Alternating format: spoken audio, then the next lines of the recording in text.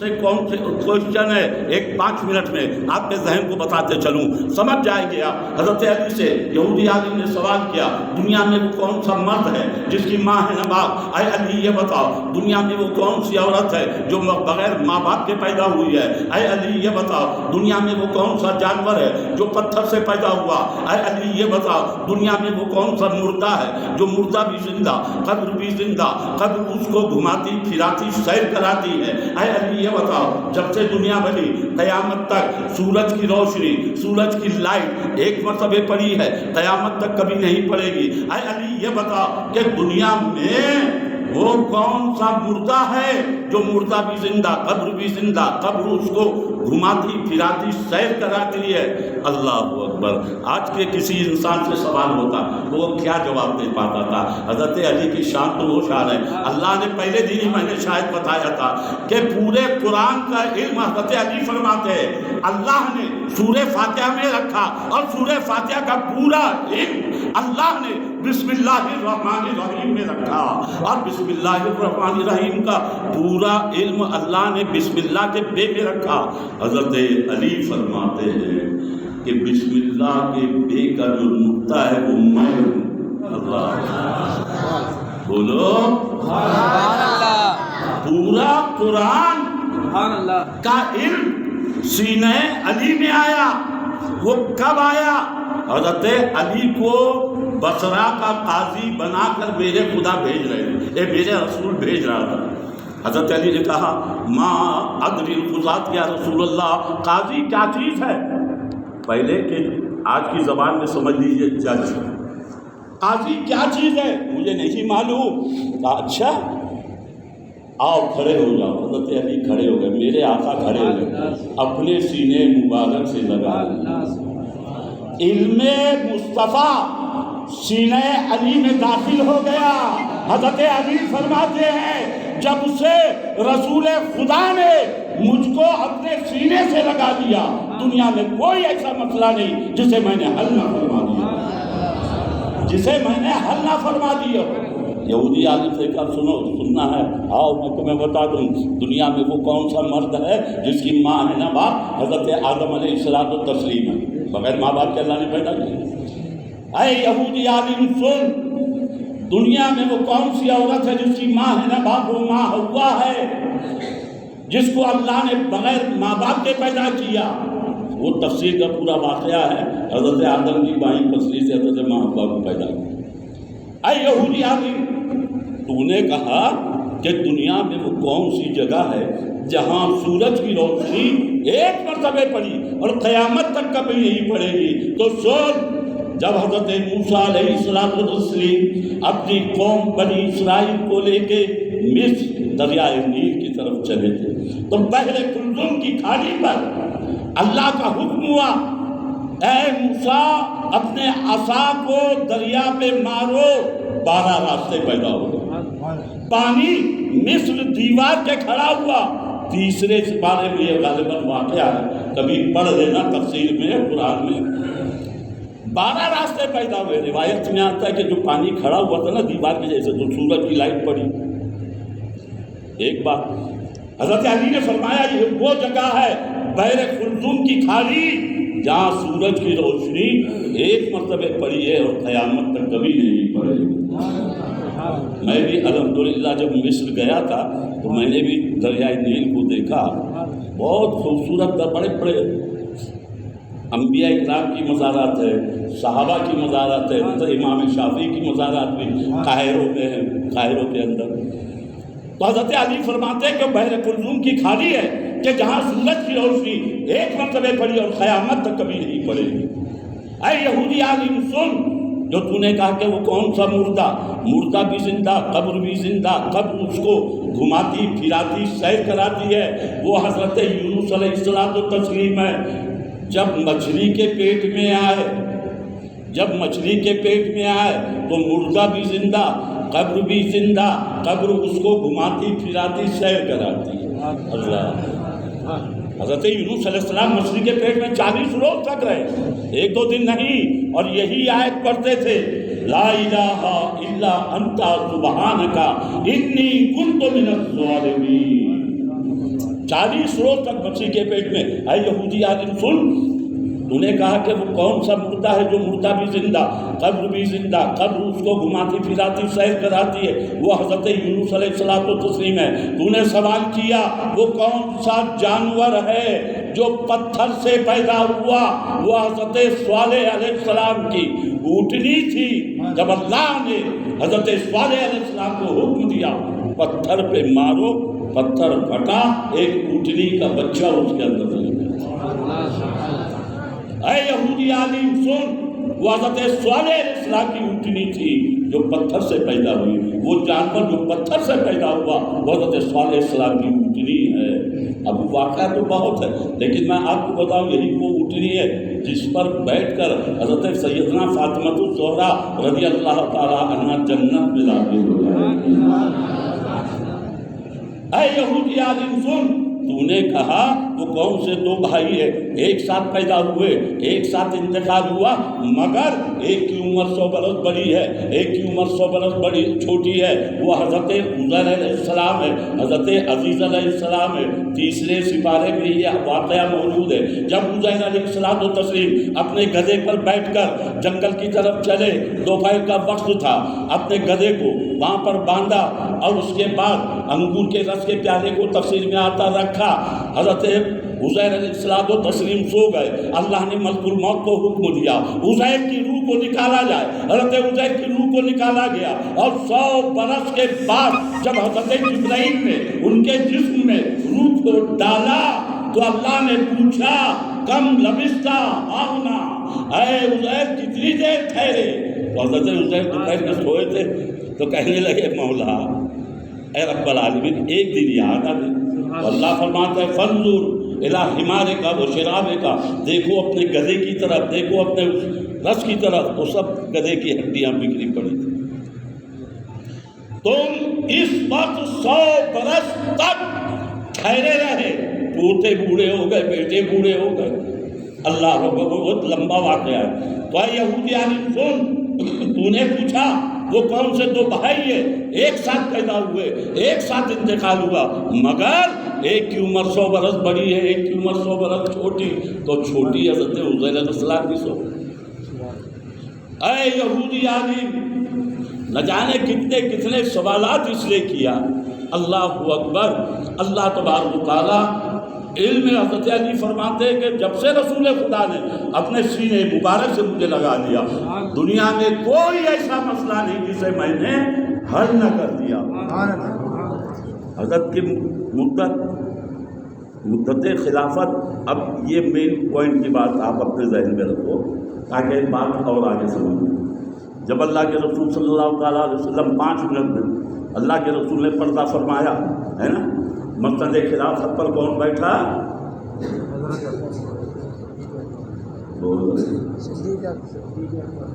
ڈر کے بولتے، پتہ نہیں کہ چندہ تھوڑی مانگا، ڈر کے بولو صاف تھا۔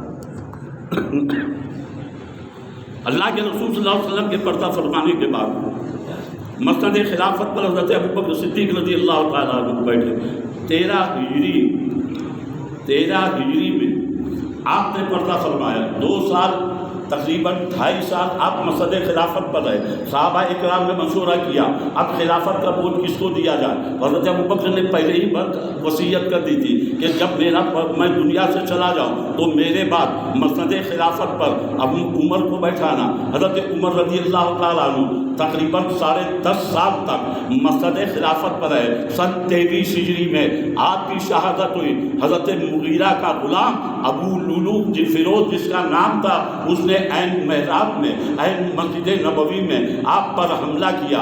26 ذی الحجہ سن 22 ہجری کو آپ کو زخم آیا، اور 23 ہجری یکم محرم کو آپ کو اللہ کے رسول کے پہلو میں دفنایا گیا۔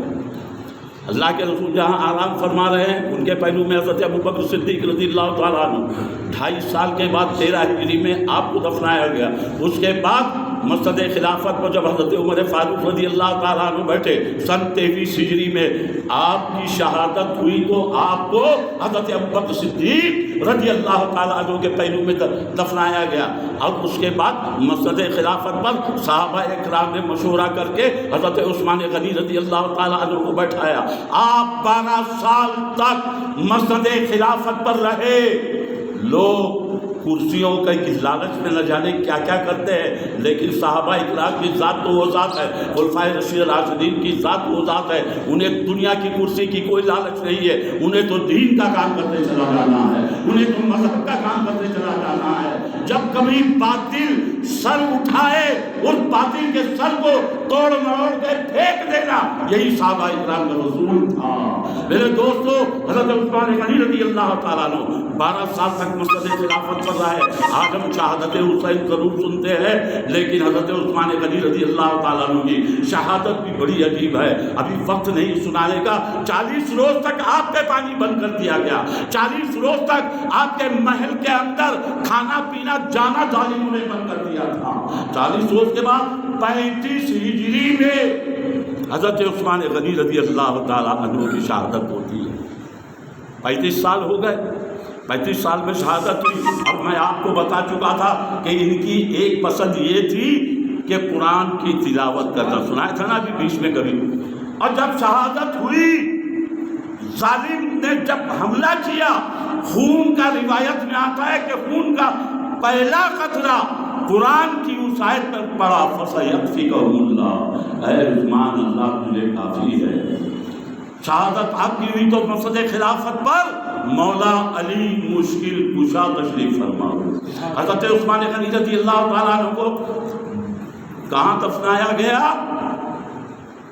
جنت، جب اللہ توفیق دینا، یہ روضہ رسول ہے، اس کے سامنے جنت البقیع ہے۔ کیا ہے وہ جنت البقیع؟ دنیا کے کسی کونے میں آپ چلے جاؤ، بھوپال کی ایک قبرستان کو آپ قبرستان کہو گے، یہی کہو گے نا؟ بھوپال کے قبرستان کو آپ قبرستان کہو گے، بمبئی کے قبرستان کو آپ قبرستان کہو گے، ہندوستان کے کسی بھی قبرستان کو آپ قبرستان کہو گے، لیکن دنیا کے کسی بھی اسٹیٹ میں، ملک میں آپ چلے جاؤ، وہاں کے قبرستان کو آپ قبرستان کہو گے، لیکن جب مدینے میں پہنچنا تو خبردار مدینے کے قبرستان کو قبرستان نہ کہنا بلکہ جنت البقیع کہنا۔ جنت البقیع کہنا کہ جنت کا ایک ٹکڑا اللہ نے لا دیا۔ مکہ میں پہنچو، وہاں کے قبرستان کو قبرستان نہ کہنا، جنت المالا کہنا۔ مدینے میں پہنچو گے تو مدینے شریف کے قبرستان کو قبرستان نہ کہنا بلکہ جنت البقیع کہنا۔ دنیا کے ہر قبرستان کو آپ قبرستان کہو گے، لیکن مدینے والے سے اس قبرستان کو نسبت ہوئی، وہ قبرستان بھی بے مثال ہو گیا۔ ہے کسی کی طاقت کہ مدینے کے قبرستان کہے تو دے گا، لیکن ادب کے خلاف ہے۔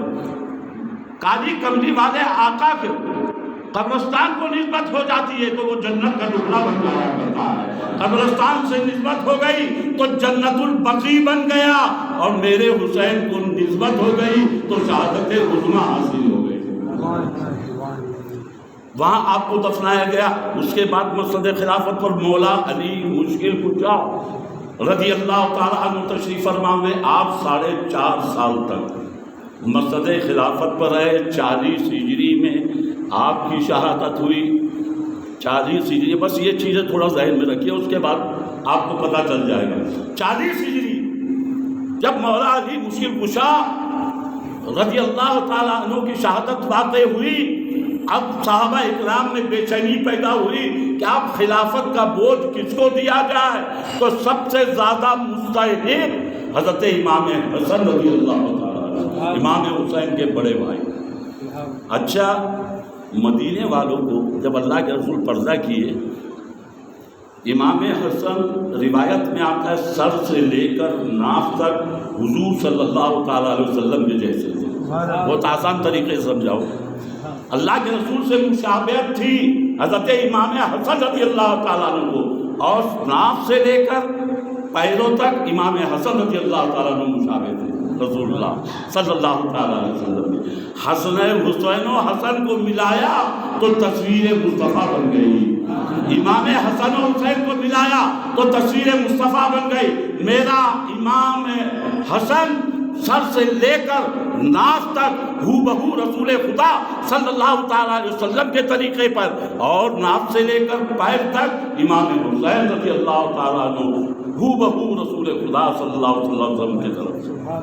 اب امام حسین رضی اللہ تعالیٰ عنہ، اللہ کے رسول پردہ کی عمر 6 سال کی، حضرت امام حسن کی اور امام حسین کی 5 سال کی، اس عمر میں اللہ کے رسول پردہ کر گئے۔ 5 سال میں ایک بچے کو میرے رسول نے کو سب سکھا دیا کہ گھوڑے پہ کیسے بیٹھا جاتا ہے، تیر کیسے چلایا جاتا ہے، لگام کو کیسے تھاما جاتا ہے، رکاب میں پائپ کیسے ڈالا جاتا ہے، یہ سب سکھا دیا میرے رسول نے۔ اور میں سنو ایک بات بتاؤں، پڑھائی کالجوں میں مدرسے میں ہوتی ہے، لیکن جب اللہ کا ولی نگاہ ڈال دیتا ہے، یہ تو میرے مصطفیٰ کی نگاہ ہے، جب ایک ولی ادنا سا ولی نگاہ ڈال دے تو تمہاری قسمت چمک اٹھے، اور جس پہ رسول نگاہ ڈال دے وہ نور اللہ نور بن جائے۔ ایسی نگاہ ڈالی کہ میرے حسین کو سب کچھ سکھا دیا۔ نگاہ نہ کتابوں سے نہ کالج کے در سے پیدا، دین ہوتا ہے بزرگوں کی نظر سے پیدا۔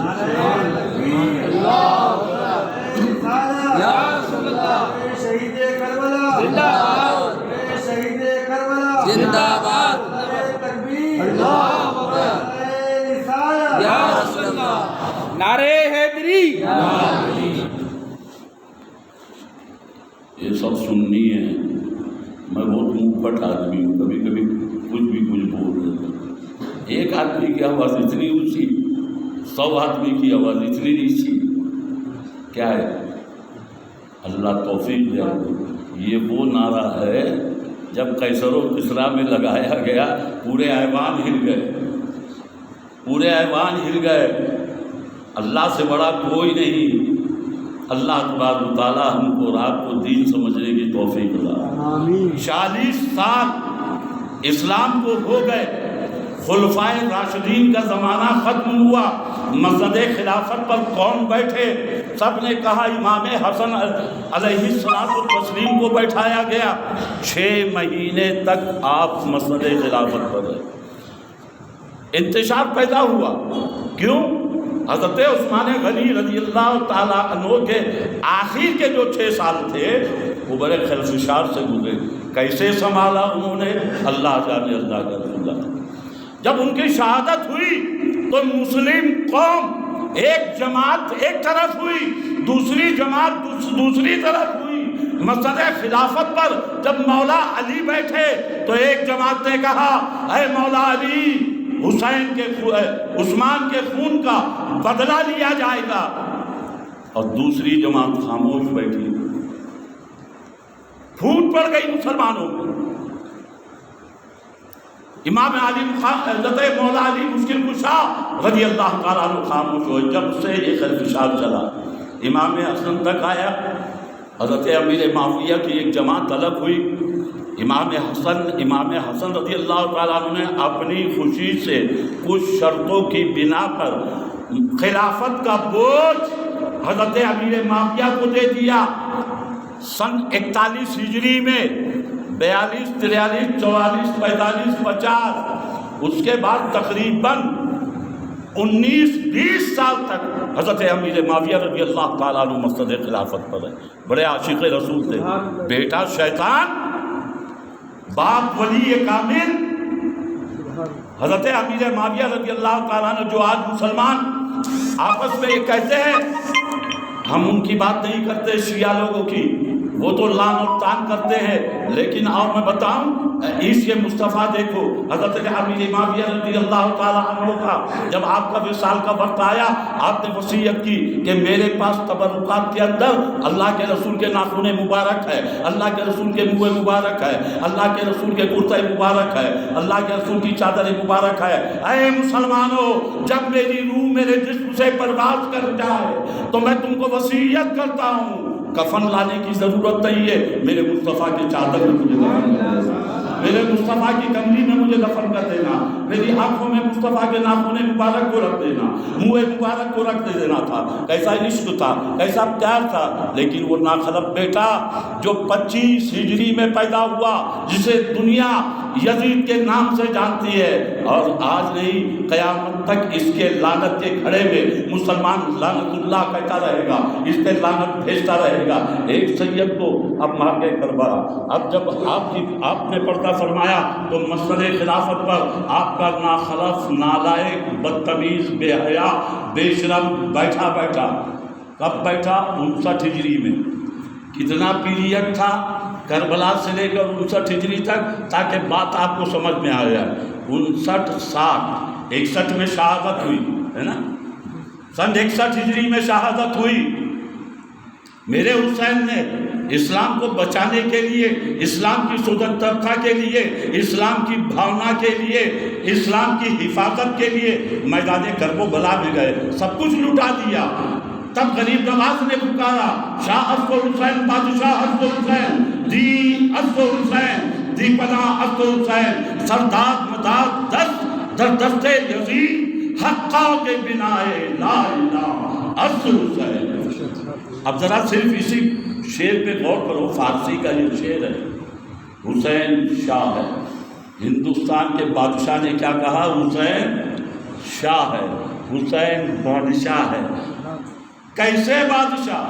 جنگ تو ہار گئے تھے، ہاں شہادت تو ہو گئی، تو کیسے بادشاہ؟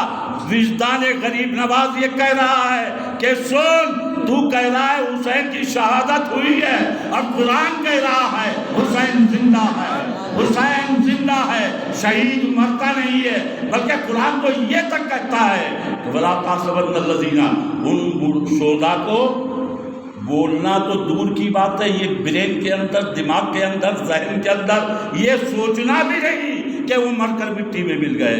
اللہ، جب شہید کا یہ عالم ہے تو نبی کا عالم کیا ہوگا؟ جب شہید کا یہ عالم ہے تو نبی کا عالم کیا ہوگا؟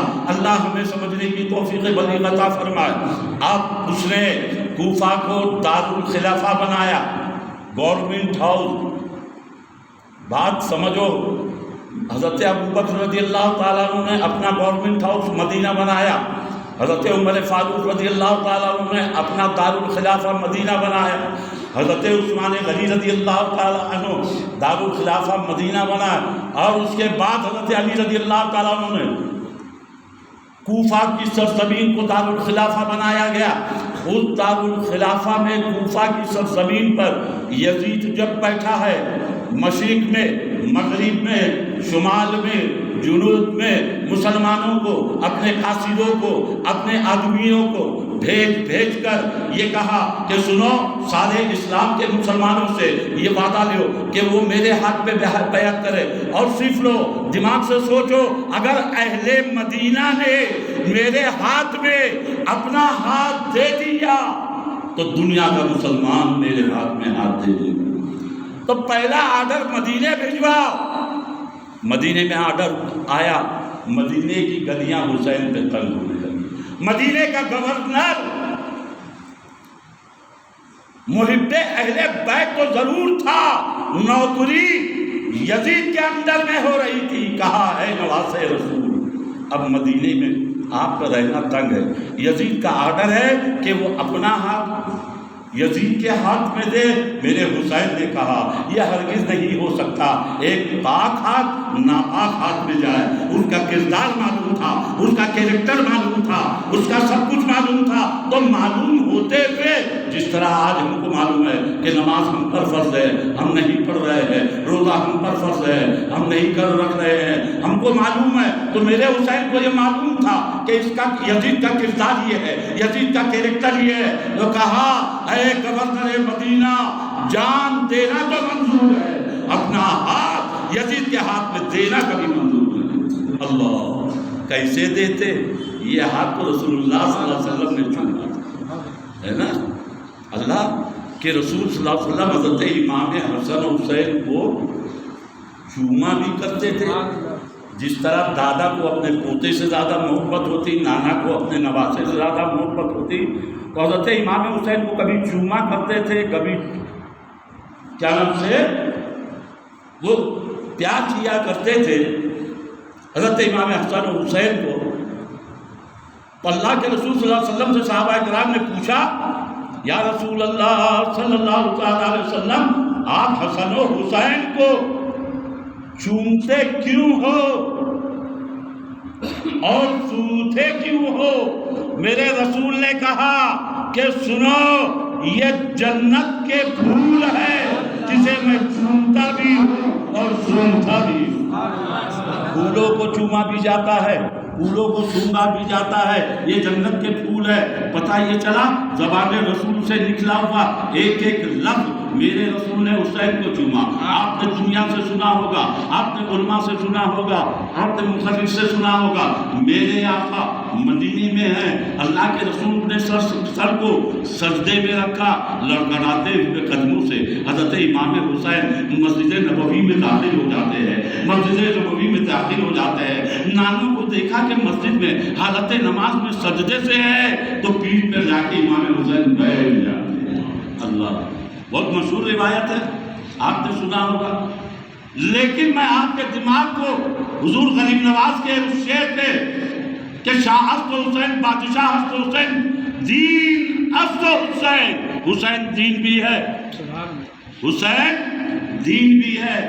اب بتاؤ جب میرے رسول کے پشت پر نواسے رسول بیٹھے ہوں گے, میرے رسول کے دماغ میں آیا کہ نہیں آیا کہ حسین پیٹ پہ آیا کہ نہیں آیا؟ آیا ہوگا نا. ارے بھائی آپ حالت نماز میں ہو, آپ کے پیٹ پہ کوئی آ جائے تو آپ کو معلوم پڑے گا کہ نہیں پڑے گا؟ پڑے گا. تو آپ کی نماز ٹوٹ گئی, نماز ٹوٹ گئی. بھائی حالت نماز ایسی پڑھو کہ جیسے تم خدا کو دیکھ رہے ہو, خدا تم کو دیکھ رہا ہے. حالت نماز میں صرف خدا کا خیال رہے. یاد رکھو جب میرا حسین پشت نبی پر حالت سجدہ میں بیٹھ گیا تو میرے نبی کے دماغ میں تو ضرور آیا, تبھی تو سجدے کو آپ نے لمبا کیا. ہم نماز میں پڑھتے ہیں سبحان ربی الاعلیٰ, سبحان ربی الاعلیٰ, سبحان ربی الاعلیٰ. کتنے مرتبے؟ 3 مرتبے, 5 مرتبے, 9 مرتبے, 11 مرتبے. اس کے بعد اللہ اکبر کہہ کر کے ہم نے سجدے سے سر کو اٹھا لیتے ہیں. لیکن جب امام حسین پشت نبی پر بیٹھے تو میرے رسول نے کتنی تسبیح پڑھی تھی؟ سبحان ربی الاعلیٰ 1 2 نہیں 72 مرتبہ روایت میں آتا ہے. میرے رسول کی زبان سے نکلا سبحان ربی الاعلیٰ, سبحان ربی الاعلیٰ. اے اللہ تیری ذات پاک و صاف ہے, تو بلند و بالا ہے. 72 تسبیح. جب امام حسین اترے تو 72 تسبیح کا حق میرے حسین نے 72 کو شہید کروا کے اللہ کے رسول کے سجدے کا حق ادا کر دیا. اللہ کے رسول صلی اللہ علیہ وسلم کو بڑا پیار تھا امام حسین رضی اللہ تعالیٰ.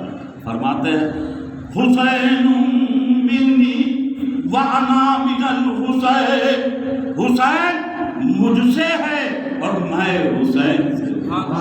من تو شدم تو من شدی, من تک شدم تو یا شدی, طاقت کا گویت باقی, من دیگرم تو دیگری, من تو شدم میں تو ہو گیا, تو تن شدم تو جسم ہو گیا, من تو شدم تو من شدی, طاقت کا گویت, تاکہ کوئی یہ نہ کہہ سکے کہ میں دوسرا ہوں تو دوسرا ہے. اچھا یہ بات تو سمجھ میں آئی, ذہن کو میری طرف رکھو تو بات سمجھ میں آئے گی. میرے آقا نے کیا فرمایا؟ حسین مجھ سے ہے اور میں, ارے باپ سے بیٹا ہے کہ بیٹے سے باپ ہے؟ غور کرنے والی بات ہے, صرف ذہن کو میری طرف رکھو تو بات سمجھ میں آئے گی. آج ہی کی رات ہے, آخری رات میرے حسین کی. میرے رسول نے کہا حسین مجھ سے ہے. یا رسول اللہ, بات سمجھ میں آئی کہ آپ کی لفظ جگر فاطمہ کی آل ہے, اولاد ہے, یہ بات سمجھ میں آ گئی. لیکن آپ حسین سے ہے, یہ بات ہمارے عقل میں نہیں آ گئی. کیسے ہے؟ ایسے ہے لائے ہوئے دین مصطفیٰ کو میرے حسین نے میدان کرب و بلا میں نگاہ مصطفیٰ دیکھ رہی تھی اسلام پہ جب حملہ ہوگا تو میرا حسین میرے دین کو جا کے حسین منی وانا من الحسین، حسین مجھ سے ہے اور میں حسین سے ہوں۔ اللہ تبارک و تعالی ہم کو اور آپ کو عظمت حسین سمجھنے کی توفیق عطا فرمائے۔ آرڈر ہوا یزید کا اور خاص کر گورنر مدینہ کو کہ سنو، سب سے پہلے بیعت اہل مدینہ سے لینا اور اہل مدینہ میں نواز رسول سے لینا، خاندان اہل بیت سے سب سے پہلے لینا۔ گورنر مدینہ کا یزید کا آرڈر آتا رہا۔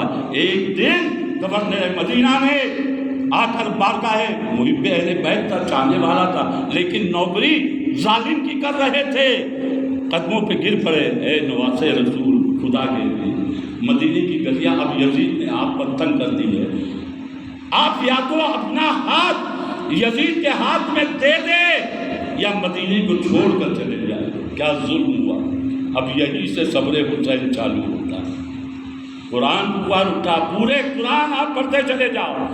قرآن میں کہیں یہ نہیں کہا گیا میں نماز پڑھنے والوں کے ساتھ ہوں، اللہ نے کبھی یہ نہیں کہا کہ میں روزے رکھنے والوں کے ساتھ ہوں، نماز پڑھنے والوں کے ساتھ ہوں، جبکہ عبادت سب سے۔ اگر اللہ نے کہا ہے تو ان اللہ مع الصابرین، بے شک صبر کرنے والوں کے ساتھ اللہ ہے۔ میرا حسین، اللہ اکبر، وہ مدینے کی گلیاں جہاں رسول خدا صلی اللہ تعالیٰ علیہ وسلم جب اپنے آستان مبارک سے نکلا کرتے تھے، صحابہ اکرام حضرت بلال صحابہ اکرام کو بے پناہ محبت سے رہتی تھی۔ صحابہ اکرام جب گھر پہ پہنچتے تھے رسول کو نہ پا کرتے، رسول کو آقا دو عالم جب گھر میں نہیں ملتے تو مدینے کی گلیوں کو سونتے وہاں پہنچ جاتے تھے جہاں رسول خدا موجود ہوا کرتے۔ اللہ اکبر، کیسی محبت دی! ان کی مہک دل کے غنچے کھلا دیے ہیں، جس راہ چل دیے ہیں کوچے بسا دیے ہیں۔ میرا رسول جس راستے سے چلا جاتا تھا وہ گلیاں مہک اٹھتی تھی، اس کے انداز سے صحابہ اکرام مصطفیٰ جان رحمت پر پہنچ جایا کرتے۔ وہ مدینہ جہاں حضرت امام حسن و حسین کو میرے آقا انگلی پکڑ کے چلایا کرتے تھے، اپنے پشتے مبارک پر بیٹھایا کرتے تھے۔ امام حسین رضی اللہ تعالیٰ عنہ صحابہ اکرام سے مشورہ کیا، اب کیا کیا جائے؟ یزید کا ظلم ستم بڑھتا چلا جا رہا ہے، کیا کیا جائے؟ صحابہ اکرام نے مشورہ دیا مکہ کی سرزمین پر چلے جائیں، وہاں جھگڑا فساد آپس میں لڑنا منع ہے۔ اللہ کے رسول نے فرمایا، مشورہ طے ہوا، کل نکلنے والے 5 شعبان سن 60 ہجری کو امام حسین رضی اللہ تعالیٰ عنہ نے مدینے کا آخری دیدار کیا۔ مدینے کی بہاروں کو چھوڑ کر میرا حسین چلا ہے، وہی مدینہ تھا کہ جہاں مصطفیٰ جان رحمت صلی اللہ تعالیٰ علیہ وسلم میرے حسین کی ایک ٹھوکر کو برداشت نہ کر سکے۔ مسجد نبوی میں اللہ کے رسول خطبہ دے رہے ہیں، وہ خطبہ جس میں مسلمانوں کو سنت پڑھنا تک منع ہے۔ مسلمان نمازی آئے تو بیٹھ جائے جب خطبہ، مسئلہ یہی ہے نا، جب امام خطبہ دے رہا ہو، کوئی نمازی آئے اگر سنت نہیں پڑھا ہے تو بیٹھ جائے، نماز کے بعد پڑھے۔ نماز میں حالت نماز میں میرے آقا خطبہ دے رہے ہیں، مسجد نبوی کے اوپر اندر لڑکھڑاتے ہوئے قدم سے عمر مبارک 4 سال قدم لڑکھڑا رہے ہیں، امام حسین داخل ہو رہے ہیں۔ میرے مصطفیٰ نے سوچا کہ کہیں حسین گر نہ جائے، خطبہ چھوڑ کر امام حسین کے اپنے ہاتھوں میں اٹھا لیتے کہ اگر آج حسین گر گیا تو میرا دین بھی گر جائے گا۔ اللہ اکبر، کیا محبتیں دی ہے میرے رسول نے حسین کو، کتنا پیار دیا ہے، کتنی چاہت دیا ہے، اور میرے حسین نے وہ چاہت دی آخری سلام کرنے کے لیے۔ رات کے تنہائی میں میرا حسین قبر انور پر پہنچا، یا رسول اللہ، یہی وہ مدینے کی گلی ہے کہ جہاں کبھی آپ انگلی پکڑ کر چلا جایا کرتے تھے، یہی وہ مدینے کی گلیاں ہیں، آپ کے حسین پر آج تنگ ہو گئی ہے، ظالم کا ظلم اتنا بڑھ گیا، ستم اتنا بڑھ گیا کہ اب مدینے میں رہنا مشکل ہو گیا۔ یا رسول اللہ، آخری سلام عرض کرنے کے لیے آپ کی تربت پہ حاضر ہوا ہوں، آنکھوں سے آنسو جاری ہے۔ مصطفیٰ جان رحمت صلی اللہ تعالیٰ علیہ وسلم کی بارگاہ میں، یا رسول اللہ، کل میدان کربلا میں میرے پیروں میں کوئی لغزش نہ آئے۔ اللہ اکبر۔ حضرت امام حسین رضی اللہ تعالیٰ نے آخری سلام عرض کر کے جنت البقیع میں پہنچے، اپنی والدہ ماجدہ سے اجازت لے کر سلام عرض کیا۔ بڑے بھائی امام حسن کی قبر مبارک حضرت فاطمہ الزہرا رضی اللہ تعالی عنہا کے پہلو میں بڑے بھائی کی بارگاہ میں پہنچے۔ آپ کی بھی شہادت سن 40 ہجری میں ہوئی تھی۔ ظالموں نے زہر دیا تھا امام حسن رضی اللہ تعالیٰ عنہ کو، 5 مرتبہ زہر دیا گیا، شہد میں دیا، کھجور میں دیا، لاسٹ میں ہیرے کی کنی میں زہر ڈال کر امام حسن رضی اللہ تعالیٰ عنہ کو ظالموں نے پلایا۔ آٹے کٹ کٹ کر رسال قبطی کا مرض لاحق ہو گیا، جسم سے نکلنے لگی۔ سن 40 ہجری میں 39 ہجری میں آپ کی شہادت ہوتی ہے۔ قبر اندر پہنچے، آنکھوں سے آنسو جاری ہے۔ بھائی جان، آخری سلام قبول کر لیجئے۔ صبح کا سورج نکلا، اب ذرا غور کرو، میرا حسین کوئی جنگ کی نیت سے نہیں جا رہا ہے۔ جو جنگ کی نیت سے جاتے وہ اپنے ساتھ ہتھیار لے کے جاتے، جو جنگ کی نیت سے جاتے 6 مہینے علی اصغر کو لے کر نہیں جاتے، عورتوں کو لے کر نہیں چلتے۔ 5 شعبان سن 60 ہجری کو اہل بیت نبوت کا قافلہ مدینے کی سرزمین سے چلتا ہوا مکے کی طرف روانہ ہوا۔ 450 کلومیٹر طے کر یہ قافلہ مکے کی دھرتی پر جب پہنچتا ہے، اہل مکہ میں بھی صحابہ اکرام موجود تھے۔ اہل مکہ کے صحابہ اکرام مکہ سے باہر آ جاتے ہیں کہ آج نواز رسول آ رہے ہیں، آج امام حسین کے قدم مکہ آ رہے ہیں۔ اللہ اکبر۔ استقبال کرنے کے لیے، ویلکم کرنے کے لیے مکے کے باہر صحابہ اکرام کی ایک جماعت آ جاتی ہے۔ اے نواز رسول تشریف لا رہے ہیں، سب نے مرحبا کی سزائیں بلند کرنا شروع کر دی۔ میرے دوستو، جس پر مدینے کی بہاروں کو تنگ کر دیا گیا ہو، جس پر مدینے کی گلیوں کو تنگ کر دیا گیا ہو، وہ نواز رسول جس کی ایک آپت میرے رسول نے سب کچھ قربان کر دیا۔ میں نہیں، میرا رسول نے تو قربان کیا ہی کیا، جانوروں نے بھی۔ بہت مشہور واقعہ ہے، ایک صحابی رسول نے ایک ہرنی کا بچہ میرے رسول کی بارگاہ میں گفٹ دیا، تحفہ دیا، نذرانہ دیا۔ میرے رسول نے قبول کیا۔ نذرانہ قبول کرنا سنت، نذرانہ دینا سنت۔ میرے رسول نے قبول کیا۔ ہرن کا چھوٹا سا بچہ حضرت امام حسن رضی اللہ تعالیٰ عنہ پہنچے، بچے کو ہرن کے دیکھا، دل میں لالچ پیدا ہوئی، نانا جان یہ بچہ مجھے دے دیے۔ میرے رسول نے حضرت امام حسن کو بچہ دے دیا۔ گھر پہنچے، حسین کی نگاہ پڑی، امام حسین رضی اللہ تعالیٰ عنہ سے نے پوچھا کہ بھائی جان یہ بچہ، یہ ہرن کا بچہ کس نے دیا؟ کہا نانا جان نے۔ پہنچے نانا جان کی بارگاہ میں، نانا جان مجھے بھی چاہیے۔ صحابی نے تو ایک ہی دیا تھا۔ حضرت اللہ کے رسول صلی اللہ علیہ وسلم نے فرمایا ہے حسین ایک ہی آیا ہے، ضد کرنے لگے، بچپنے کا عالم تھا، یہ چیز چاہیے تو چاہیے، اب یہاں ضد ہو رہی ہے۔ وہاں میرے رسول بیٹھے ہیں، میرے رسول اللہ اکبر اللہ اکبر، اے حسین صبر کر۔ وہاں ہرنی جس کا اپنا دوسرا بچہ لے کر بارگاہ مصطفیٰ میں پہنچی، یا رسول اللہ یہ دوسرا بچہ میری طرف سے آپ حسین کا رونا مجھ سے نہیں دیکھا جاتا ہے۔ اب حسین کو روتا ہوا میں نہیں دیکھ سکتی ہوں۔ اب ذرا غور کرو، میرے حسین کو جانور پہچانے، میرے حسین کو جانور پہچانے۔ کیسے پتا چلا ہرنی کو کہ حسین ضد کر رہے ہیں، حسین بچہ مانگ رہے ہیں؟ تو ہرنی بزبان حال کہتی ہے یا رسول اللہ صلی اللہ علیہ وسلم پہلا بچہ بھی میرا تھا، شکار نے شکار کر کے اس بچے کو لے کے آیا اور ہدیے کی طور پر آپ کی بارگاہ میں پیش کیا۔ اس نے پہلا بچہ پیش کیا اور میرے دل نے یہ چاہا کہ حسین کے لیے میں دوسرا اپنا بچہ قربان کروں۔ ایک ماں کی ممتا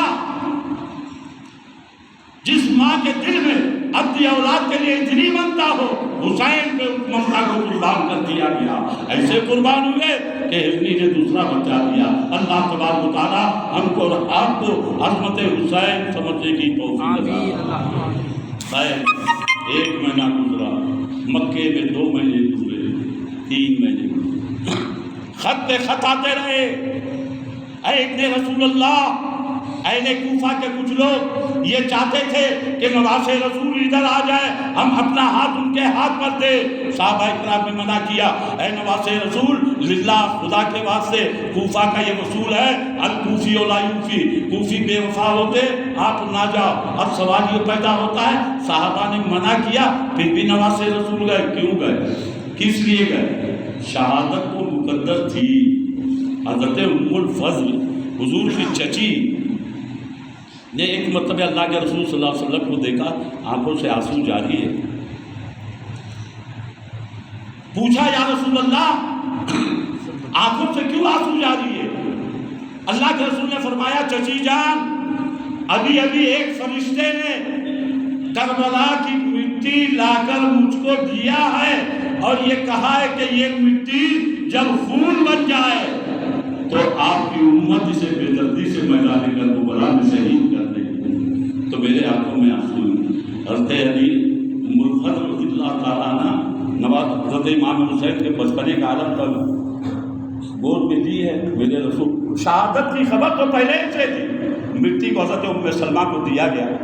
اب نگاہ نبوت دیکھو، 11 بیویوں میں سے کسی کو اللہ کے رسول نے کربلا کی مٹی نہیں دی، حضرت ام سلمہ کو کیوں دی؟ نگاہ مصطفیٰ دیکھ رہی تھی کہ ام سلمہ سن 60 ہجری اور 70 ہجری تک دنیا میں جیے، 70 ہجری تک دیے گی۔ اور روایت میں آپ نے پڑھا کہ جب شہادت ہوئی حضرت ام سلمہ نے دیکھا کہ وہ آپ نے ایک شیشی میں سنبھال کے رکھا تھا، مٹی خون بن گئی۔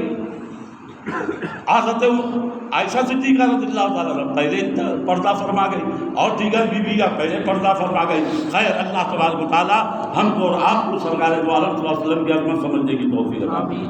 1.5 سال تک صحابہ کرام سے آپ نے مشورہ کیا، اب کیا کیا جائے؟ اب کوئی بہانہ نہیں، کل قیامت کا دن ہوگا، اللہ مجھ سے پوچھے گا، اے حسین، جب امت رسول تمہیں آواز دے رہی تھی بیعت کرنے کے لیے تو کیا ریزن تھا کہ تم میدان کربلا نہیں تھے؟ تو صحابہ کرام سے میرے حسین نے یہ کہا کہ سنو سنو، میں کل قیامت کے دن اللہ کی بارگاہ میں کیا جواب دوں گا کہ میرے ہاتھ پہ بیعت کرنے کے لیے کوفہ والے مجھے بلا رہے تھے، تو کیا اس کا سبب بتاؤں گا؟ خیر، قصہ مختصر یہ، حضرت امام حسین رضی اللہ تعالیٰ عنہ کو صحابہ کرام نے کہا، اچھا آپ بعد میں جائیے، پہلے امام مسلم کو بھیجا گیا، آپ کے چچا زاد بھائی حضرت امام مسلم کو بھیجا گیا۔ امام مسلم آپ کے اسسٹنٹ بن کر، خلیفہ بن کر کوفہ کی طرف مکہ سے روانہ ہو گئے۔ آپ نے اپنے 2 بیٹے محمد ابراہیم کو ساتھ میں لے لیا۔ بہت مختصر عرض کرتے چلوں، یہاں سے یہ قافلہ چلا، حضرت امام مسلم کا قافلہ چلا، 2 بچے ساتھ میں چلے، مکہ کوفہ کی سرزمین پر پہنچ گیا تھا۔ روایت میں آتا ہے جیسے ہی حضرت امام حسین رضی اللہ تعالیٰ عنہ کے چچا زاد بھائی حضرت امام مسلم مکہ کوفہ کی سرزمین پر پہنچے تو بڑا استقبال ہوا، بڑا ہی قانون سے پرجوش طریقے سے ان کا ویلکم کیا گیا۔ ایک ہی دن میں روایت میں آتا ہے کہ 12,000 کوفیوں نے اپنا ہاتھ حضرت امام مسلم کے ہاتھ میں دے دیا، بیعت کر لی۔ 12,000، اب ذرا غور کرو، اہل کوفہ روایت میں آتا ہے کہ ایک ہفتے کے اندر 40,000 لوگوں نے اپنا ہاتھ امام مسلم کے ہاتھ میں دے دیا۔ اللہ اکبر۔ اب کوئی یہ سوچ بھی سکتا ہے کہ 40,000 بیعت کرنے والے بیعت توڑ دیں گے؟ دماغ نہیں سوچتا ہے۔ موقع اچھا تھا، ماحول اچھا تھا، امام مسلم نے خط لکھا، خط لکھنے کے بعد قاصد خط لے کے مکہ کی طرف چلا۔ ابن زیاد وہ بڑا کتا تھا یزید کا، فساد کی جو جڑ ہے کربلا کی، یزید سے زیادہ یہ ابن زیاد مکہ نے کیا۔ ایک تو نہیں، 22,000 لشکر کو میدان کربلا میں، یہ اس کا پیٹرن خاص سپہ سالار ابن زیاد دنیا کی لالچ میں اللہ اکبر جب اسے معلوم پڑا کہ اہل کوفہ نے دست مسلم پر بیعت کر لی، یزید کا آرڈر ہوا کہ جاؤ گورنر کوفہ کو ہٹا کر اے ابن زیاد تم گورنر کوفہ بنو، چلا بھیس بدلی کر کے کوفہ کے اندر داخل ہوا، اور داخل ہونے کے بعد اس نے آرڈر کروا دیا اے اہل کوفہ اپنی بیعت کو توڑ دو ورنہ تمہاری بیوی کو بیوہ کر دیا جائے گا، تمہارے بچوں کو یتیم کر دیا جائے گا۔ صحابہ کرام نے کہا تھا الکوفی لا یوفی، کوفی بے وفا ہوتے، ایک ایک کر کے القصہ منتظر سب نے بیعت توڑ دی۔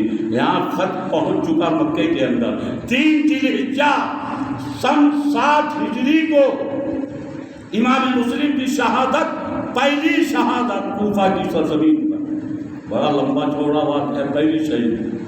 ابن زیاد کو معلوم پڑا کہ ان کے 2 بچے بھی آئے ہیں، گلستان محمدی کے مہکتے ہوئے 2 پھول ان کے ساتھ میں ہے، تلاش کیا جائے۔ امام مسلم کو فکر کیا ہے اللہ میری تو شہادت ہو رہی ہے، ان بچوں کا کیا حال ہوگا؟ قاضی شورہ ایک اہل بیت کے چاہنے والے تھے، ان کے پاس گئے، ان کو حوالے کر دیا۔ صبح کا قافلہ جب مکے کی طرف مدینے کی طرف جائے گا ان بچوں کو اس میں داخل کر دینا تاکہ صحیح سلامت مکہ پہنچ جائے، لیکن مدعی لاکھ برا چاہے تو کیا ہوتا ہے وہی ہوتا ہے جو منظور خدا ہوتا ہے۔ وہاں شہادت ہوئی، وہاں میرے حسین نے رفتے سفر باندھا، پتہ نہیں انہیں ابھی تک خبر نہیں کہ میرے چچا صاحب بھائی کو ظالموں نے شہید کر دیا۔ 3 ذی الحجہ کو، اور دیکھو حج ہوتا ہے 10 ذی الحجہ کو، 9 ذی الحجہ کو حج ہوتا ہے نا، میرے حسین نے حج کو چھوڑا۔ ایک ایسا زندگی میں بہت حج کیے، روایت میں آتا ہے 25 حج آپ نے کیے، آپ کے بڑے بھائی امام حسن رضی اللہ تعالیٰ عنہ نے 27 حج پیدل کیے، مدینے سے مکہ 450 کلومیٹر امام حسن رضی اللہ تعالیٰ عنہ پیدل چلتے رہے، 27 حج کیے۔ لیکن آج کا حج سن 60 ہجری کا حج میرے حسین نے نہیں کیا۔ اللہ کو سب سے زیادہ تو امام حسن کو، امام حسین رضی اللہ تعالیٰ عنہ کو دل میں یہ پیدا ہوئی، یہ نہیں میں تو یہ کہوں گا کہ شہادت کھینچے لیے چلے جا رہے ہیں، اے حسین چل، اے حسین چل، اے حسین چل، تجھے شہادت کا جام پینا ہے، تجھے شہادت کبریٰ کا تاج بنایا جانے والا ہے، چل اے میرے حسین۔ اللہ اکبر۔ 3 ذی الحجہ کو روانہ ہوئے، اس میں 72 کا قافلہ، ایک روایت میں آتا ہے کہ 82 آدمی چلے رہے، امام حسن رضی اللہ تعالیٰ عنہ، ان کے 3 بیٹے حضرت علی اکبر، حضرت امام زین العابدین اور حضرت علی اصغر رضی اللہ تعالیٰ عنہ، 3 بیٹے ان کی، 2 بیویاں آپ کے ساتھ میں۔ کون سوچے گا کہ یہ قافلہ جنگ کے لیے جا رہا ہے؟ کون سوچے گا؟ وہ بد دماغ ہوگا جو سوچے گا کہ یہ قافلہ جنگ کے لیے جا رہا ہے۔ لیکن واہ یہ سیدوں کا مرتبہ، سیدوں کا رتبہ، اہل بیت اطہار کا رتبہ اللہ کو اتنا بڑھانا تھا۔ تبھی قرآن میں میرے رسول نے یہی کہا تھا، اللہ نے یہی فرمایا کہ اے میرے محبوب اپنی امت سے کہہ دو کہ میری آپ سے محبت کرے، میں کچھ نہیں بدلا چاہتا ہوں۔ آج مسلمان اہل بیت کو چھوڑا ہے، سیدوں کے دامن کو چھوڑا ہے۔ حجۃ الوداع کے موقع پر میرے رسول نے یہی کہا تھا نا کہ اے مسلمانوں میں تم میں 2 چیزیں چھوڑے جاتا ہوں، ایک قرآن، دوسرا اہل بیت۔ مضبوطی سے پکڑو گے تمہاری نیا پار ہو جائے گی۔ قرآن کو چھوڑا، آل رسول کو پکڑا، تم منزل مقصود تک نہیں پہنچ سکتے، اور قرآن کو پکڑا، اہل بیت کو چھوڑا، منزل تک نہیں پہنچے، اور اگر اہل بیت کو پکڑا تو یاد رکھو تم جب قرآن کو پکڑو گے تب تم منزل مقصود تک پہنچو۔ یہ ایسے گاڑی کے 2 پہیے ہیں۔ حضرت ابو ذر غفاری رضی اللہ تعالیٰ عنہ فرماتے ہیں اللہ کے رسول صلی اللہ تعالیٰ علیہ وسلم نے فرمایا اہل بیت کشتی نوح کی طرح ہے، جو اس میں بیٹھ گیا، یہ بہت پیارا ہوا کشتی نوح سے مثال کیوں دی جانتے ہو آپ؟ پہلے تو یہ بتاؤ آپ بیٹھو گے ابھی؟ بولو، اگر بیٹھنا ہے تو ہاتھ اٹھا کے بتا دیجیے۔ آدمی آسان سمجھتا ہے تقریر کرنا، لیکن نیچے کا پسینہ اوپر چڑھنے لگ جاتا ہے۔ لوگ سمجھتے ہر چیز کو دھیان رکھنا پڑتا ہے، دماغ رکھنا پڑتا ہے، ذہن رکھنا پڑتا ہے۔ اگر ہم نے اس کو کھو دیا تو کوئی مطلب نہیں۔ میں کوشش یہ کرتا ہوں کہ سامعین کے دل دماغ میں بات کلیئر بیٹھ جائے۔ واقعات کو سناتے ہوئے نکل جاؤ تو آپ سوچو کہ یہ کیسا ہوا، کب ہوا، کیوں ہوا، کیسے ہوا، تو دماغ میں ایک خرفشات، ایک سوال پیدا ہوتا ہے۔ اور میری عادت یہ ہے کہ ایک لائن سے چل کے آپ کے دماغ میں وہ بات ڈال دوں۔ یہ کشتی نوح کی مثال میرے رسول نے کیوں دی؟ یہ کشتی 6 مہینے تک چلتی رہی، 6 مہینے تک بنتی رہی، دنیا میں پانی ہی پانی تھا، ہر ایک کا جوڑا اس میں موجود تھا۔ حضرت نوح علیہ السلام عذاب الہی نازل ہوا، پوری دنیا میں پانی ہی پانی تھا، تو میرے جو اس میں بیٹھ گیا وہ نجات پا گیا۔ کوہ جودی پر جا کے ٹھہری تو اس میں ایک شیر کا جوڑا، ایک چرند و پرند کا جوڑا، انسانوں کا جوڑا، سب کا ایک ایک جوڑا اس کے اندر۔ روایت مفسر قرآن فرماتے ہیں ایک ایک جوڑا سب کا۔ اللہ کی قدرت دیکھو، شیر وہ درندہ ہے کہ سامنے اگر بکری ہو کوئی اور جوڑا ہو تو اسے کھا جائے، لیکن اللہ نے روایت میں آتا ہے، مفسرین فرماتے ہیں شیر کو ایسا بخار دے دیا جب وہ کشتی میں بیٹھا ایک دم بخار سے لاچار، اب نہ وہ کسی پہ حملہ کر سکتا، نہ کسی کو کھا سکتا، نہ کسی کو پھاڑ سکتا، وہ اس میں بیٹھ گیا۔ قدرت کو تو نسل چلانا چاہے۔ حضرت نوح کو اسی لیے آدم ثانی کہا جاتا ہے، اولاد سب حضرت آدم کی ہے، لیکن اس کے بعد آج حضرت نوح علیہ السلام کے 4 بیٹے، ایک بیٹا ڈوب گیا کافر کا، ایک حام بن نوح، یافس بن نوح، سام بن نوح، ایک بیٹے سے تمام عرب والے، ایک بیٹے سے تمام عرب کے باہر والے، اور ایک بیٹے سے یافس بن نوح جن کا نام تھا سب یاجوج و ماجوج کی قوم، جو قیامت کے دن نکلیں گے۔ تو میرے رسول نے حضرت ابو ذر غفاری رضی اللہ تعالیٰ عنہ فرماتے ہیں کہ میرے اہل بیت کشتی نوح کی طرح ہے، جو اس میں داخل ہو گیا وہ کنارے پر اس کی کشتی لگ جائے گا۔ اللہ تبارک و تعالیٰ ہم کو اور آپ کو اہل بیت کی عظمت سمجھنے کی توفیق عطا فرمائے۔ اور ایک بہت پیاری حدیث سنا جو سیدوں سے، آل رسول سے، اہل بیت سے دشمنی رکھتے ہیں۔ آؤ حاکم کی ایک روایت سنا، حضرت عبداللہ ابن عباس، چیلنج کے ساتھ کہتا ہوں جا کر دیکھ لینا، اس کتاب کے اندر حضرت عبداللہ ابن عباس رضی اللہ تعالیٰ عنہ فرماتے ہیں کہ جو مکے میں نماز پڑھا، ایک نماز کا 1,00,000 ثواب، مقام ابراہیم پہ 2 رکعت نماز پڑھا، خانہ کعبہ کا طواف کیا، صفا و مروہ پہ دوڑا، کتنی نے کیا۔ لیکن اگر دشمن اہل بیت میں اس کی روح کو قبض کیا گیا ہے تو یاد رکھو وہ جہنم میں جائے گا۔ اللہ اکبر۔ اہل بیت سے دشمنی کا نتیجہ یہ ہوگا کہ جہنم کے دہکتے ہوئے شعلوں کے سپرد کر دیا جائے گا۔ اور ایک روایت میں آتا ہے 1 دن کی محبت، آپ 1 گھنٹے کی محبت میں بیٹھے ہو، 2 گھنٹے کی محبت میں یہاں بیٹھے، بتاؤ حسین کی محبت میں بیٹھے ہو کہ نہیں؟ کوئی حاجت ہو تو اٹھ کے چلے جاؤ، حسین کی محبت میں بیٹھے، حدیث پہ ایمان ہے، تمہارا ایمان تازہ ہو جائے۔ 1 گھنٹہ، 2 گھنٹہ، 2.5 گھنٹہ حسین کی محبت میں ہم جمع ہوئے ہیں۔ اے بھوپال کے مسلمان، ایک حدیث سنو گے تمہارا ایمان تازہ ہو جائے گا، جس کے راوی ہے حضرت عبداللہ ابن مسعود رضی اللہ تعالیٰ عنہ فرماتے ہیں کہ آل رسول کی 1 دن کی محبت 1 سال کی عبادت سے زیادہ ہے۔ اللہ اکبر، بولو، تم تو 2 گھنٹے کی محبت میں بیٹھے ہو، بولو، 1 دن کی محبت 1 سال کی عبادت سے بہتر ہے۔ یہ عبدالستار نہیں کہہ رہا ہے، بلکہ عبدالستار کے آقا فرما رہے ہیں، رسول کائنات صلی اللہ تعالیٰ علیہ وسلم فرماتے ہیں کہ میرے حسین سے، میری فاطمہ سے، میرے علی سے، میرے حسن سے، میرے اہل بیت سے، میری آل سے ایک دن میں میرا امتی پیار کرے گا، عبادت وہ چاہے گا تو اسے ایک سال کی عبادت سے زیادہ ثواب اللہ عطا فرمائے۔ اللہ اکبر۔ ہم محبت حسین میں بیٹھے ہیں، محبت علی میں بیٹھے ہیں، محبت فاطمہ میں بیٹھے ہیں، ہمیں قدر اہل بیت مولا سمجھنے کی توفیق عطا فرمائے۔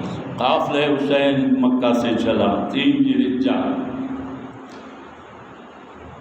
قافلہ آگے بڑھتا گیا، منزلیں طے ہوتی گئی، منزل بمنزل، منزل بمنزل، جیسے جیسے کوفہ قریب آتا گیا، جیسے جیسے کوفہ قریب آتا گیا، دل کی دھڑکنیں بڑھتی چلی گئی ہے۔ مقام سالبیہ پر بکر اسدی جو کوفہ سے آ رہا تھا، مقام سالبیہ پر بکر اسدی سے قافلہ حسین سے ملاقات ہوئی۔ بکر اسدی نے کہا، اے نواز رسول، آپ کے اسسٹنٹ کو، آپ کے چچا زاد بھائی کو، آپ کے خلیفہ کو ظالم ابن زیاد کے کتوں نے بے دردی کے ساتھ شہید کر دیا گیا ہے، ان کے بیٹوں کی تلاش ہو رہی ہے۔ دل تھنکا، دماغ پر ایک بوجھ آیا۔ اس قافلے کے اندر حضرت مسلم بن عقیل کے اللہ اکبر چچا زاد بھائی بھی تھے، اور بھائی لوگ بھی سگے بھائی بھی تھے، اور رشتہ دار بھی تھے۔ اب خون کھول رہا ہے، اہل عرب تھے، خون کھولنے لگا کہ کوفہ والوں نے یہ کیا کیا، اندر سے خون کھول رہا ہے۔ اللہ تبارک و تعالیٰ ہم کو آپ کو سمجھنے کی توفیق عطا فرمائے۔ دل کے دھڑکنیں بڑھتی گئی، ابھی کوفہ نہیں پہنچے، خبر ملی وہاں ابن زیاد کے کتے حضرت محمد ابن ابراہیم کو تلاش کر رہے ہیں۔ گلستان محمدی کے وہ مہکتے ہوئے پھول جسے حضرت مسلم اپنے ساتھ میں لے کر گئے تھے، تلاش کر رہے ہیں۔ کوفہ کی گلی گلی دیکھا جاتا ہے، کوفہ کے کونا کونا کتے ڈھونڈ رہے ہیں۔ قاضی شرح نے صبح کا جب سورج نکلا، کوفہ کے باہر آ کر قافلے کے ساتھ روانہ کیا، لیکن اللہ دو چھوٹے بچے، قافلہ جا چکا تھا، دوڑتے رہے، لیکن قدرت کو کچھ اور منظور تھا۔ قصہ مختصر یہ کہ اللہ کے رسول سے محبت کرنے والی توبہ نام کی عورت جب نواز رسول حضرت امام مسلم کے دونوں لخت جگر کو دیکھا، نظریں پڑی، چمکتے دمکتے چہرے کو دیکھا، کہا کون ہو تم؟ یہاں پورے اہل کوفہ میں لوگ پیسوں کی لالچ میں، دولت کی لالچ میں حضرت مسلم کے بچوں کی تلاش میں جاری ہے، لیکن جب اس عورت کی نگاہ پڑی، اس نے فوراً سینے سے لگایا، چھپا کر کے گھر میں لے کے چلی گئی۔ اب دیکھو عورت کتنی محبت اہل بیت کرنے والی، اور مرد کتنا ظالم تھا جس کا نام حارث تھا، پوری دن کوفہ کے کونے کونے میں تلاش کر رہا ہے کہ کسی طرح محمد اور ابراہیم کو پکڑ لوں، ابن زیاد کے دربار میں لے جاؤں اور مجھے انعام و اکرام سے نوازا جائے۔ دنیا کی لالچ انسان کو تباہ و برباد کر دیتی ہے، یاد رکھیں۔ اللہ تبارک و تعالیٰ اسی لیے حضرت علی نے فرمایا، جس دل میں لالچ ہوگی، جس دل میں حسد ہوگا، جس دل میں کیا نام سے بغض ہوگا، جس دل میں غیبت ہوگی، وہ کبھی ترقی نہیں کر پائے گا۔ رات کا وقت تھا، لٹا کر دیکھی، بڑا پردرد واقعہ ہے۔ پورا دن تلاش کر کے شوہر جب اپنے گھر پہ پہنچتا ہے، اس کے آنے سے پہلے دونوں بچوں کو نہلا دھلا کے کمرے میں عورت رکھ دیتی، بچوں آواز نہ کرتی، کڑی لگا دیتی۔ بیوی نے پوچھا، اے شوہر نامدار کہاں گئے تھے؟ میں امام مسلم کے دونوں بچوں کو ڈھونڈ رہا ہوں۔ بولے کیوں؟ ابن زیاد انعام و اکرام سے نوازے گا، یہ کیوں کر رہے ہو؟ گلستان محمدی کے وہ پھول ہے، انہیں کیوں مسل رہے ہو؟ چھوڑو دنیا کی لالچ۔ بیوی نے لاکھ سمجھایا، بولے تو چھوڑ تقریر، مجھے کھانا لا کر دے، صبح سے بھٹک رہا ہوں۔ کھانا لے آئی، سامنے رکھا، کھا ہی رہا تھا کہ بچے تھکے تھے، نیند لگ گئی۔ جب خواب میں بڑے بھائی نے دیکھا کہ بابا جان اللہ اوپر خواب میں آئے ہیں، بیٹے نے باپ سے پوچھا، ابا جان آپ تو چلے گئے، ہمیں چھوڑ کے چلے گئے، اب کون ہمارا پرسان یاد ہے؟ باپ نے کہا بیٹا گھبراؤ نہیں، کل میں کوثر نانا کے ہاتھ سے پیا ہوں، آج تم بھی جام کوثر نانا کے ہاتھ سے پیو گے۔ اللہ اکبر، اللہ اکبر۔ مطلب اب تمہاری بھی شہادت ہونے والی ہے۔ بچے سمجھ نہ پائے، باپ کو خواب میں دیکھا، چیخ نکل گئی، دوسرے بھائی نے سنا تو آنکھ کھل گئی، کیا ہوا؟ بولا کہ ابھی میں نے ابو جان کو خواب میں دیکھا۔ دوسرے بھائی نے کہا باپ میں نے بھی ابھی ابو کو دیکھا ہے۔ دل کی دھڑکنیں میں آواز نکلی، ظالم حارث کے کانوں میں پہنچی، کہا بیوی سے کہاں سے آواز آ رہی؟ بیوی نے بہانہ بنایا کہ نہیں پڑوس سے آ رہی ہوگی۔ کہا نہیں، یہ تو سامنے ہی سے کہیں سے آ رہی ہے، گھر کا کونا کونا دیکھ رہا ہے۔ جب دروازہ کھلا تو دونوں بچے ایک دوسرے سے گلے ملتے ہوئے پڑے ہوئے ہیں۔ بالوں کو پکڑا، ظالم کو درد محسوس نہیں ہوا، کھینچنے لگا، میں صبح سے شام تک تمہیں ڈھونڈتا رہا، تم میرے ہی گھر میں پناہ دے کر بیٹھے ہو۔ اللہ اکبر۔ ناما بولے صبح چل لے کے گیا، روایت میں آتا ہے ابن زیاد کے پاس نہیں لے کے گیا دریائے فرات کے کنارے، تلوار میان سے نکالی، بچے سمجھ گئے کہ ہمیں شہید کیا جائے گا۔ بڑے بھائی نے آگے بڑھ کر کہا اے ظالم حارث، اگر مارنا ہو تو پہلے مجھے مار، مجھے چھوٹے بھائی کی تڑپتی ہوئی لاش دیکھی نہیں جائے گی۔ بڑا چھوٹے بھائی آگے بڑھے، خدا کا بادشاہ ہے، پہلے میری حکم لگا۔ ظالم حارث نے کہا اتنا شہادت کا جذبہ؟ اللہ اکبر، تلوار ہوا میں لے جائے، ایک لمحے میں دو سر کو تن سے جدا کر دیا ایک ساتھ۔ اللہ اکبر۔ روایت میں آتا ہے سروں کو لیا، دھڑوں کو نہر فرات کے حوالے کیا، اور جیسے حوالے کیا جیسا لوگ عید ملتے ہیں دونوں بھائی اسی طرح آپس میں گلے ملتے ہیں۔ سروں کو لے کر ابن زیاد کے دربار میں پہنچا، کہا ابن زیاد میں نے ڈھونڈ نکالا مسلم کے بچوں کو، مجھے اب انعام اکرام سے نوازا جائے۔ ابن زیاد نے کہا ظالم تو نے یہ کیا؟ ظلم کا بدلہ یاد رکھو، جب اللہ پکڑتا ہے تو بڑے کھینچ کے پکڑتا ہے، ظالم سے ظالم کو بدلہ دیتا ہے۔ حارث سے ابن زیاد نے کہا نالائق، اب میں یزید کو کیا منہ دکھاؤں گا، مسلم کے بچوں کے بارے میں کیا بتاؤں گا؟ تو نے بہت بڑا غلط کام کیا، انہیں زندہ میرے پاس لانا چاہیے تھا، تم انہیں شہید کر کے میرے پاس لائے ہو، ان کے سر میرے پاس لائے۔ جلاد کو حکم ہوا حارث کو اسی جگہ لے جا کے مارو جس جگہ پر ان بچوں کے سر کو تن سے جدا کیا۔ جلاد نے ابن زیاد کا حکم پا کر حارث کو گھسیٹا، لالچ کا انجام یہ ہوا دریائے فرات کے کنارے لایا گیا۔ القصہ مختصر یہ، سر کو تن سے جدا کیا، جہنم میں پہنچایا گیا۔ لاش کو حارث کے جب نہر فرات میں ڈالا گیا، روایت میں آتا ہے کہ دریا نے اس کی لاش کو باہر پھینک دیا۔ دفنایا گیا حارث کو تو زمین نے نکال کے باہر پھینکا، لوگوں نے کہا کہ ظالم کو جلایا گیا۔ جہنم کی آگ میں جلنے سے پہلے دنیا ہی میں ظالم کو جلایا گیا۔ درود پاک پڑھ لیجیے، اللہم صلی علی سیدنا مولانا محمد وعلی آل سیدنا مولانا محمد وعلی وسلم۔ صلاۃ و سلام علیک یا رسول اللہ صلی اللہ علیہ وسلم۔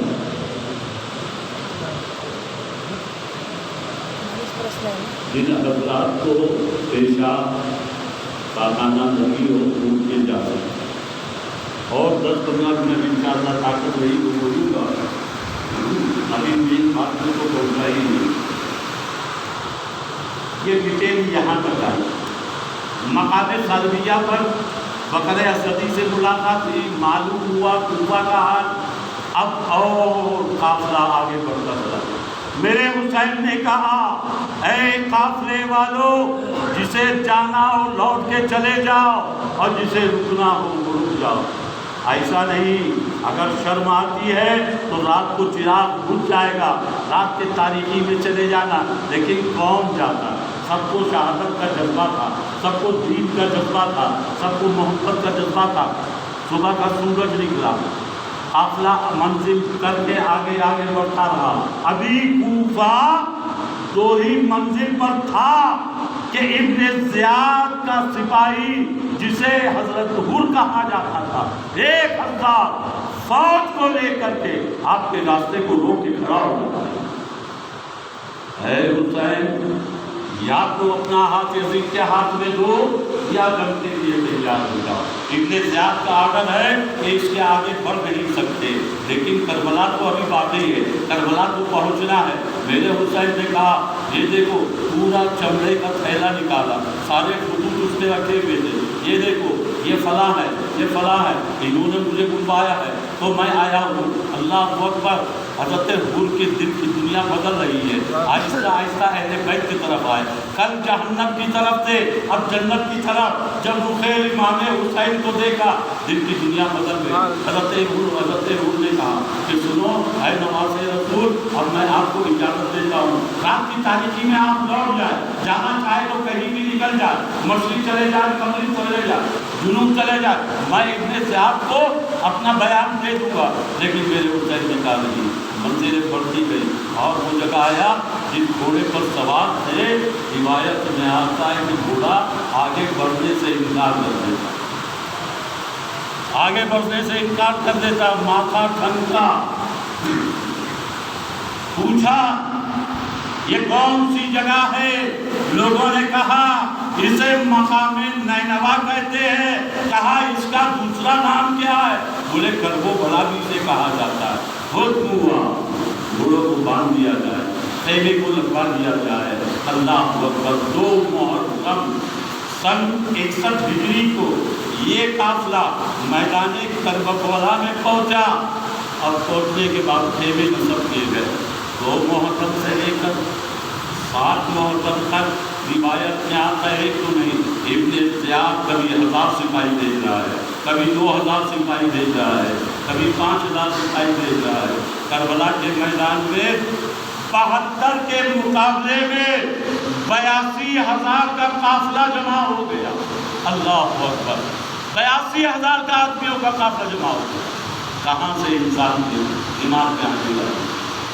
7 محرم ہوا، ابن زیاد کا آرڈر آیا میدان کربلا کا، یزید کے طرف سے جو سپہ سالار اعظم تھا جس کا نام ابن سعد تھا، وہ سعد جو جنتی صحابی رسول کا بیٹا تھا، عشرہ مبشرہ حضرت سعد بن وقاص رضی اللہ تعالیٰ عنہ کا بیٹا تھا۔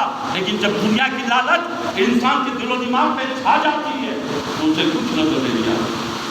مکھیا بن کے میدان کربلا میں 7 محرم ابن زیاد کا آرڈر آیا، ایک کالا سانڈ پہ بیٹھا ہوا ابن سعد کے پاس آیا، ایک پرچہ دیا، اے ابن سعد، کل سے ان پر پانی بند کر دیا جائے، ان پہ کھانا بند کر دیا جائے۔